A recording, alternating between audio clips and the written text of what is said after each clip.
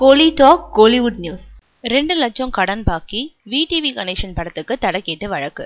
Comedy நடிகர் VTV Ganesh தயாரிச்சு நடிச்சிருக்கும் படம் இங்க என்ன சொல்லுது. அவருக்கு ஜோடியா மீரா ஜாஸ்மின் நடிச்சிருக்காங்க. சிம்புவும் ஆண்ட்ரியாவும் கெஸ்ட் ரோல்ல நடிச்சிருக்காங்க.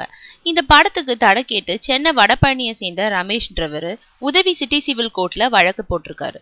அவர் கோர்ட்ல அளிச்ச மனுல சொல்லி இருக்கிறது, சென்னை நந்தனத்தை சேர்ந்த நீலகண்டன் என்ற கணேஷ் என்கிட்ட 2 லட்சம் கடன் வாங்கினாரு. அதுக்கு அவர் கொடுத்த வங்கி காசோல பணம் இல்லாம திரும்பி வந்துட்டது. நேர்ல கேட்டதுக்கு வழக்கு எதுவும் போட வேண்டாம், திருப்பி தந்துடுறேன்னு சொன்னாரு. இப்போ எனக்கு பணத்தை திருப்பி தராம இங்க என்ன சொல்லுதுன்ற படத்தை தயாரிச்சு வெளியிடுறாரு. என் பணத்தை திருப்பி கொடுக்காம படத்தை வெளியிட தடை விதிக்க வேணும்னு அந்த மனுல சொல்லியிருக்காரு. இந்த மனுவை விசாரணைக்கு ஏத்துக்கொண்ட நீதிமன்றம் படத்தோட தயாரிப்பாளர் 2 வாரத்துக்குள்ள பதில் மனு தாக்கல் செய்ய உத்தரவிட்டிருக்காங்க.